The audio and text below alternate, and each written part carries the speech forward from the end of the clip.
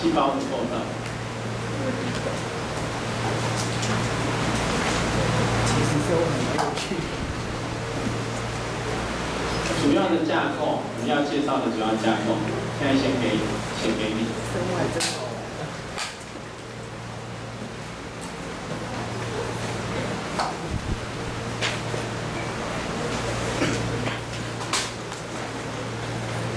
细胞的组成，首先讲我们的细胞。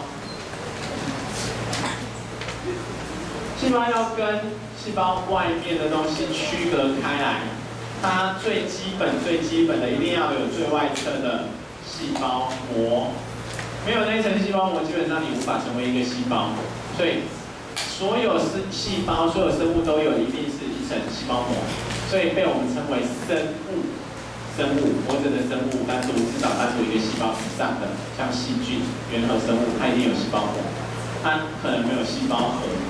那但是它一定有细胞膜，所以那是一个最基本的构造，要区隔细胞内外。那我们会留到最后写。那细胞的细胞内部，最上方我们写细胞内部，细胞核。细胞核有核膜，以及它内部包覆的核质。核质主要是胶状基质。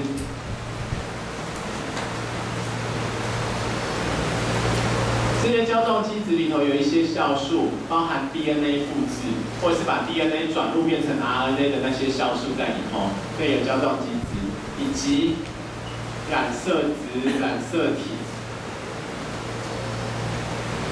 染色质浓缩起来成为棒状的，我们就称它为染色体。当它还是染色质的时候，它主要是 DNA 加组织蛋白，只要记蛋白就行了。那细胞里头还会有所谓的核仁，细胞核里面有核仁，核仁是什么东西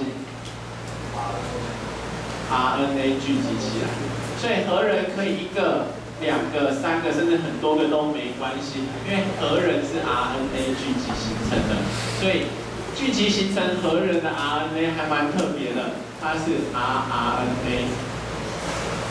形成核糖体的 RNA， 所以在你的 DNA 里头转录出来的这一种特定的 RNA， 它没有立刻要跑到你的细胞质，因为你的细胞质里头已经有很多的核糖体了。那它会在你的细胞核里头聚集在一起的时候，在显微镜底下染色了以后就会看到它。所以你的细胞里头会有核仁，核仁可以一个、两个，因为它是 RNA 聚集，看它聚集形成几团，它就有几个，就是 rRNA 聚集。所以你的细胞质里头那些核糖体要组成核糖体的部分蛋白质，跑回来到细胞核内，在核仁这里跟这些 rRNA 结合以后，它才会再跑出去变成核糖体。所以核糖体的制造，主要制造的地方是在你的细胞核里头制造出核糖体。除了核质以外，就是核膜。核膜。我们上次介绍过细胞膜那些内膜系统演化的来源，所以你应该知道核膜是双层膜。每一层膜，我们之后会介绍细胞膜，每一层所有你所知道的膜，一定是一层双层离子质，所以它是双层膜了，所以核膜总共会有4层离子质。但考这样子还蛮无聊的，可能还蛮无趣的。双层膜它上面有核孔，核孔里头有核孔蛋白，可以控制酵素的进出，一些物质的进出。因为今天你制造蛋白质的地方在哪里？细胞质的核糖体。制造出来可能是 DNA 合成的那一个 DNA 聚合酶，可能是 RNA 聚合酶。可是 DNA 聚合酶跟 RNA 聚合酶要发挥作用，必须要在细胞核里头。所以核孔那里有一些特殊的蛋白质，它可以调节哪些物质，可以控制哪些物质可以进去到细胞核内。你不能放任何东西进去，因为今天进来的酵素如果是把 DNA 分解，那你的细胞就死掉。所以核孔这里可以控制物质进出。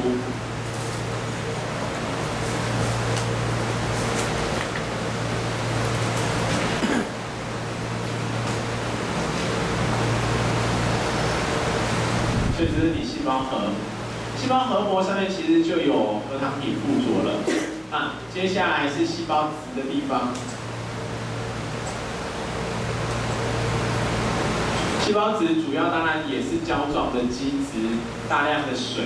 那接下来这里面会有很多的胞器。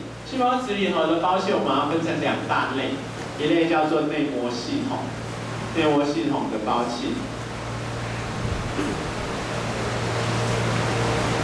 内膜系统的胞器基本上它是单层膜。那有一个蛮特别的例外，它是单层膜的胞器，但它不属于内膜系统。我们待会会提到它。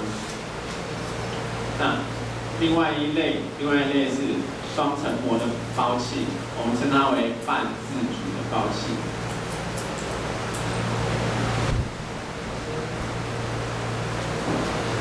这样。核孔控制病毒的进出，病毒并不会整颗进去啊。病毒进入你的细胞质以后，它外面的蛋白质外壳就会散开，它只会把它的核酸裸露出来。你的核酸，你身体里头 DNA 制造出来的 RNA 就可以从细胞核里头跑出来了。那为什么它能跑不进去？当然可以。所以病毒进去你的细胞里头，它只是把核酸裸露出来，然后你就会帮忙它制造它的核酸。所以基本上，它以更小的形式，比病毒还要小的形式进去你的细胞里头。像你问的这个问题，其实有另外一种东西，那个东西我们叫它病毒，我们称它为类病毒。类病毒在植物身上才出现，类病毒只是一小段 RNA， 然后它就可以感染植物。像之前得到诺贝尔奖的 RNAi， 就是从植物的类病毒发现。它会去感染那像兰花那一类的植物，因为兰花有一些兰花应该是整颗兰花粉红色的，可是被感染了以后，它有一些地方就变成无色，所以一整颗蝴蝶兰，粉红色的蝴蝶兰，有一半被感染就变成一半是白色的蝴蝶，一半是粉红色的蝴蝶，那是因为被感染。RNAi 就是用 RNA 当限制因子，然后去把基因调节给关闭。对那一类的类病毒，在植物身上，我们主要发现是在植物身上，在动物身上基本上我们没看到。动物身上 RNA 的分解速度太快，当然植物身上 RNA 分解已经很快了。那内膜系统的单层膜，在这些内膜系统发展的过程，就像我们上次讲的，其实它是一个物质运输的通道，物质从外面要运送到细胞核，或者是从细胞核这里面要运送出去，所以靠近细胞核比较近的内质网。内质网包含了粗糙内质网跟平滑内质网，我们等一下用文字写的时候给你。那接下来它是有高基质体，高基质体主要的功能去进行蛋白质的修饰以及分送，由高基质体决定这个蛋白质要送到哪里，送到细胞外还是留在细胞内，所以高基质体主要是用来运送那些蛋白质的。运送出去的那些物质，如果留在这些酵素，如果留在你的细胞里头，那它就会形成所谓的溶体。那课文里头上次有介绍，在物质的地方，当你的溶体里头那些分解那些黏多糖的酵素不见了，就会形成所谓黏多糖宝宝，那是溶体。那在这些东西的运送过程会出现一些囊泡、暂时性的异胞，所以。国中的时候，你曾经听过一种描述，他说动物细胞有异胞。高中的时候，有时候你又没有听到这个。基本上，动物细胞的异胞都是暂时性的，只有植物的会有所谓的中央大型异胞。那异胞有时候我们现在又称它为异泡，它是一个暂时性存在的东西，在动物身上，在植物身上会有一个中央大型异胞。好，这大概是。像内膜系统的这些胞器，那半自主的胞器为什么称它们为半自主的胞器？有时候可以控制，有时候不能控制。我们写一下它的特色好了。内膜系统主要是运输的管道。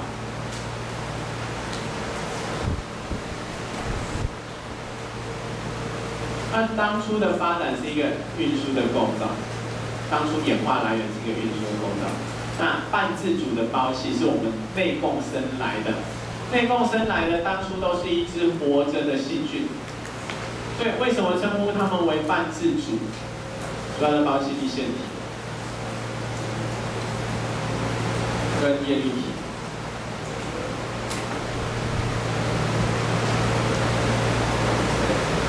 它的特色，它来自于内共生。为什么称它为半自主？主要的原因包含了几个。第一个，它有自己的蛋白质，不然有自己的 DNA。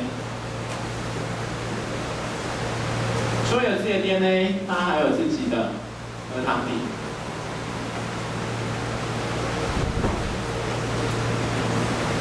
那有自己的核糖体，有自己的 DNA， 它可以合成部分自己所需的蛋白。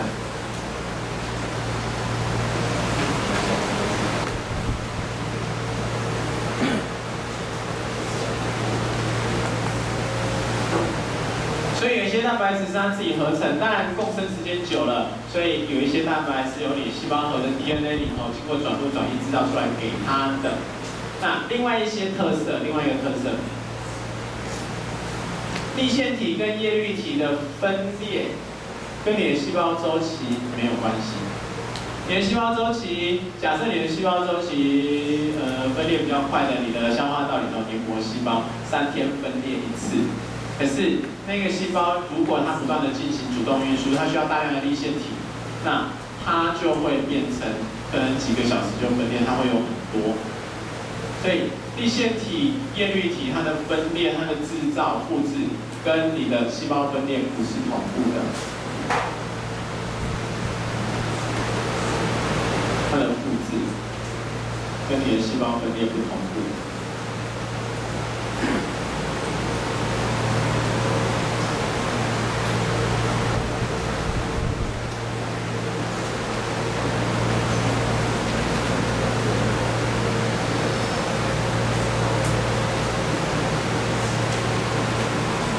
所以看你那个细胞需不需要大量粒线体，需要的话，它的分裂速度就会比较快。那膜状的胞器，膜状的胞器不止这些，我们要还有一个膜状胞器，另外一个膜状胞器过氧化体。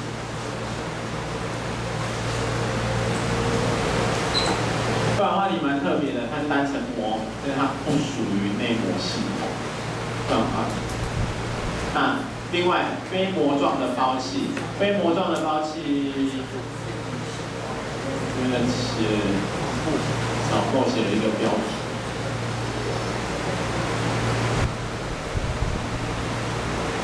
膜状胞器，希望你塞得下。膜状胞器跟非膜状胞器。现在非膜状胞器，有些人不称它为胞器了，在新课纲里头，他们称它为细胞内的构造。所以核糖体或者是中心粒，尤其是核糖体，有一些新的教科书已经不称它为胞器。我不称它为胞器，它只是把它写的比较广泛，称它叫构造。非膜状胞器主要有核糖体。核糖体是蛋白质合成的中心，还有中心体、或者是中心粒。你会听过一种称呼，一种描述：动物细胞有中心体，植物细胞没有。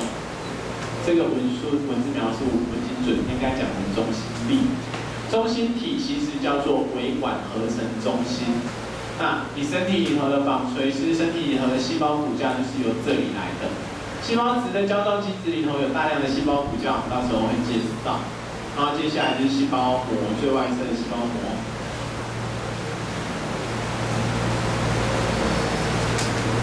细胞膜主要的功能分隔内外，分隔细胞内跟细胞外，这是一个非常重要的一个构造。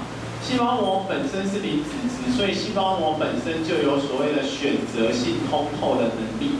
细胞里头都是水，细胞外面是水，中间隔了一层油。这个物质要能进出，自由进出，第一件事情就必须要这个物质可以轻易通过那一层油。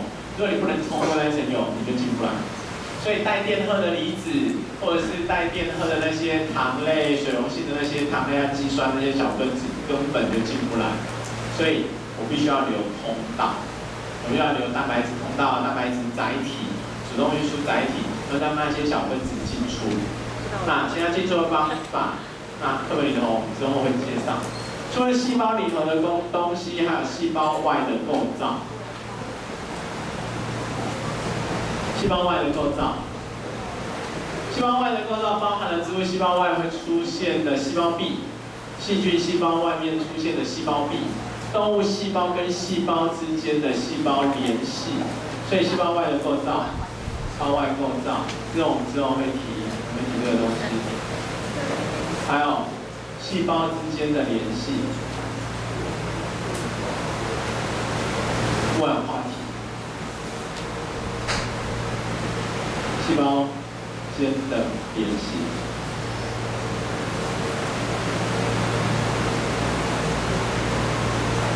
你的细胞如何跟别的细胞去进行沟通，或者如何连接在一起？过氧化体其实又称为微粒体，在显微镜底下看到是细胞里头小小颗的颗粒。那它的来源是你的细胞里头本来就出现了一些膜状的构造，然后细胞质里头悬浮的核糖体合成蛋白质以后，直接飘进去的，所以过氧化体它不是属于内膜系统，它并不属于内膜系统。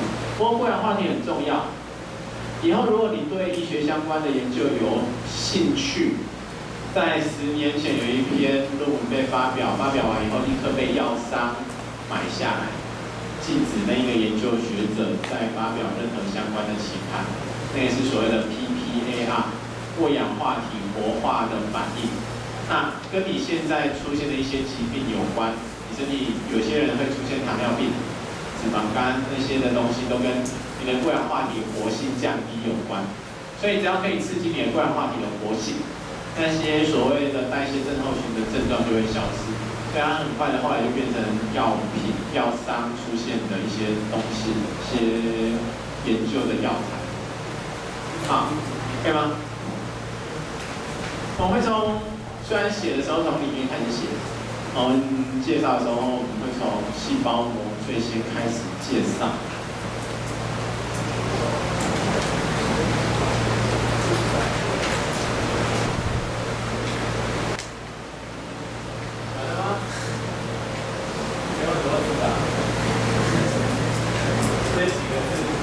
吃香蕉。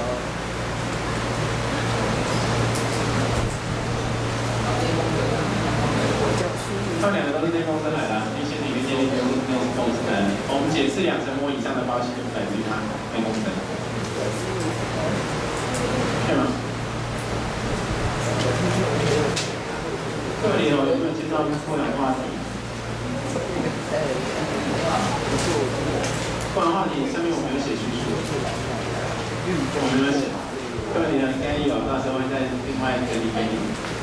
我们会介绍这里面的这些。课本的介绍在34页。过氧化体跟脂肪的代谢真的很有关系。然后他讲。